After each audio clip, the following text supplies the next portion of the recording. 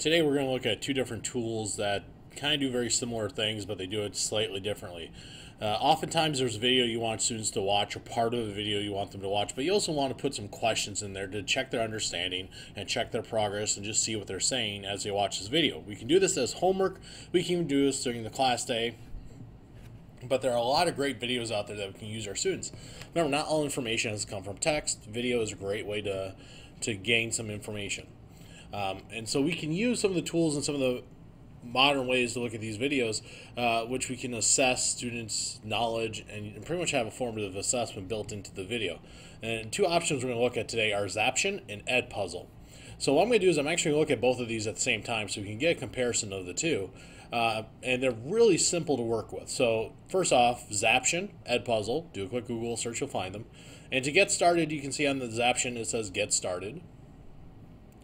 And you can create your account, or you can sign in with Google. And I love this when you can sign in with an account you already have. I'm already logged into my Google account. I'm just going to click that. On EdPuzzle, you do the same thing here. You can sign in or log in, and no matter which one you choose, it's going to ask you, are you a teacher or a student? I'm a teacher. And you can actually sign in with Google. Again, all you have to do is allow it to have access to who you are. That's the main things we can look at. So now we can see we're logged in. Didn't need to know a separate account. I'm using my Google account already. That's always a positive for me, so both of these get that. Now there are features that are paid for with both. There are free options, and the free options are, I think, good enough for almost all what you want to do, but there are some options. So if we look at Zaption here, you can see that there's an upgrade button, and that's always prominent, but we'll see some of the things that we can't do right away. And there are videos already created in both, so you can look at those and find ones you already like. In Zaption, they're called tours. And pretty much in EdPuzzle, we call these assignments. So looking at these, to get started in Zaption, you're going to create a new tour. In EdPuzzle, you're just going to go up to the create, and now you're going to create a new video. Now, a big difference between these two, Zaption, you're not really creating classrooms. But in EdPuzzle, that's something you can do right away. Zaption, you can have your students sign in, and they can just put in their name. EdPuzzle, you can actually create a class. You can give a class code for students to join, and you can actually put all your assignments in there for that. So those are kind of slightly different things. EdPuzzle kind of has that more of a classroom feel to it, whereas Zaption is more uses outside of the classroom. So to get started, you see I did the new tour. And now I'm going to find a video, add to a tour, or browse videos. So I'm looking for that. What I'm going to do is I'm actually going to look at one of my usernames for the videos I post. I'm going to do that for both. So I'm going to create a new video in EdPuzzle. And you can see that pretty much in both of these I have options. And I can search various, and a lot of these they carry over, TED videos. I can see PBS on here. National Geographic is on both. And of course YouTube. There are a lot of great YouTube videos out there. They're not all about cats. And I'm going to look for one I've done on Scoop It, and we're going to look at both of those. So here's the one on Scoop It. On the EdPuzzle side, I'm just going to select YouTube, and then I'm going to go up here and look for my username and part of the title to help me find it, and there it is down here. So once I want it, I add the video to the tour for Zaption, and I just click use it for the EdPuzzle part. Now, there's a difference once you get started. EdPuzzle right away gives you, it kind of goes a step by step. You can see that there's a progression until you're done. So that's very useful.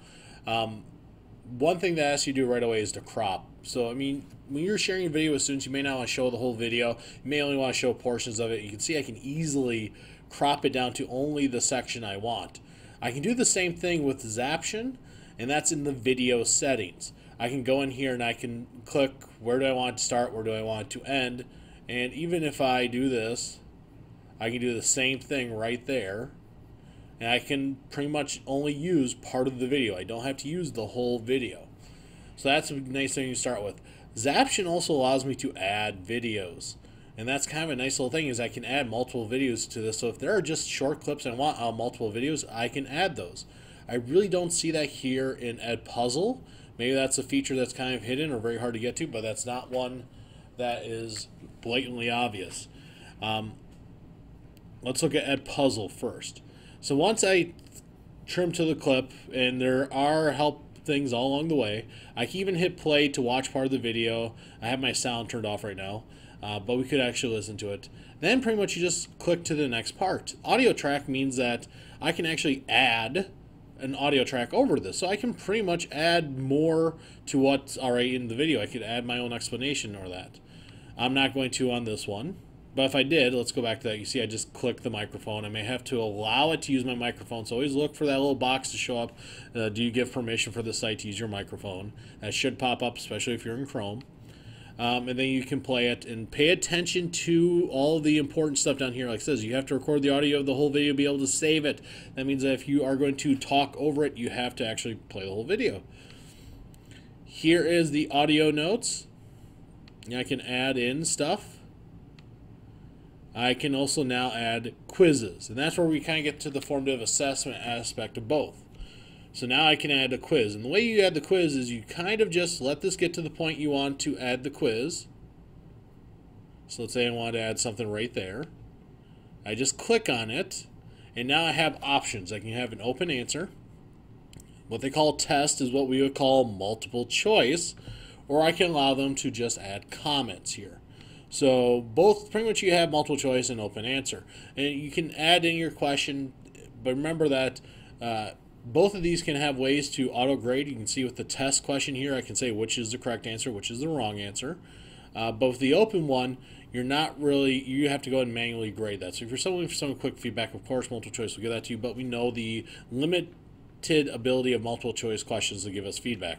So I can just add my question. So what is the main idea being stated? And I could just do this to add in that question to check their progress along the way. With Zaption, I go up here and all my stuff I can add is in the top row. And so you can see actually I can add stuff like a text slide instead of just a video. I can add an image slide. I can add a drawing, so I can add multiple things to this. I can also then add the open response, the multiple choice, or a checkbox question. Now you can see here, this is where you see the stuff that is the pro feature. I can't add a numerical response. I can't add a draw response. I cannot add a discussion, a replay, or a jump. Those are all in the pro features. But I can add those basic questions I want. So let's say I'm going to add a multiple choice question. I just click on it, drag it, and I decide where I want to place it. I can have this pop over the video, or I can put it on the right side here. And now I can put the question. How do you add, whoops, to your Scoop It? Chrome extension. Right click. Alright, so we'll put those there. And one thing is I can even do is select which one's the right answer. And I can hit submit. And that's going to pop up at that point. You can actually see where that multiple choice question is going to appear. If I want to, I can actually move it now throughout and see where it's going to go. And so I can add more and more to this. And I can do the same thing here. I can go and keep adding more and more questions. Wait till it gets to the next part. And then I can pause it and I can add another question. Once I'm done, I hit publish on Zaption. I have to give it title. So I'm just going to call this test video 2. I'm going to hit publish. Over here, I just click the purple icon which says done. And again, title it. I'm just going to save and exit. I can call it test video 2. Now the difference is that when I'm done with Zaption, I get the link to the video and I can just give that link to my students, have them enter their name when they join, and that's how they take this. With EdPuzzle, you create classes, you can add students to those classes, and then you can decide which assignment you're going to add it to. So I'm going to add to my test classroom, and I can either give it a due date, which is not available yet, or I can click prevent skipping, which means that they have to watch the whole video to get done with it. I'm going to uncheck that for this case. Actually, let's check it. And then I hit save assignment. So now I have my assignment saved and I have my test video. So let's test the Zaption one. I'm going to go and right click. I'm going to right click that, or I'm just going to click on it. It's going to add to my clipboard. I'm going to open a new incognito window, and I'm just going to go to that link. So again, this is what a student's going to see, and they type in their name. My suggestion, have them type in their last name, comma, first name. And the reason for this is that'll make it easier to see the order of students that you want. And all they have to do is hit start tour, and that's it. They go in that. When it hits that link there, the question is going to pop up on the side. You see that it's stopped. They have to click their answer, and then they hit submit, and that's it. And they can watch it to the end and see when it's done. They can even do this again, and they can rank it. With EdPuzzle, again, you have to join a class. And so what I'm going to do is I'm actually going to go to one of my other sites. I'm going to log into EdPuzzle. So I actually logged in as a student on one of my other accounts. Loading. And I can just log in as a student on this. So again, I have two assignments here. One I did earlier I played with, and this is the new one. And I go to EdPuzzle, I'm already logged in as my student account. Students would just log in with their Google account. You would have a classroom code to this, which you can give to your students. And to get that, you go to your My Classes, and you can actually add a class. You can edit this class. You can see your classroom code, and that's how students can see that I'm added as a student. I can even kick this person out or reset their student password. So here I am. I see my two assignments as a student. I click Start, and then I go through. I hit play when I'm ready. The video is going to start. It's loading from YouTube, so make sure YouTube is not blocked in your district. It shouldn't be blocked in your district. Too many good videos on there to use as resources. And you see that as soon as I got to the question, it stopped. I would soon answer their question, hit submit, and then they can continue watching the video and it would get done. On the teacher side, again, we go to My Classes, and I can look at the assignments, I can look at progress. So I can look at before, and I can see if they watched it or not. I can see when they last watched it.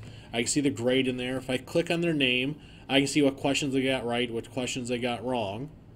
And I can even see overall, each question, how many people got that right. So that's a quick way to do the formative assessment on there.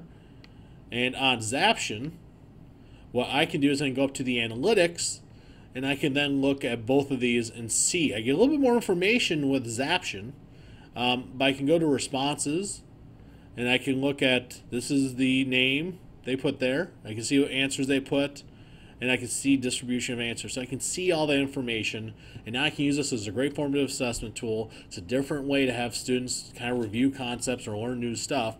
So there is a purpose of this in the classroom. My suggestions: keep the videos short, focus on the main content, and develop good questions to ask your students. And if you're going to be asking questions, use it as data in the classroom to adjust your instruction.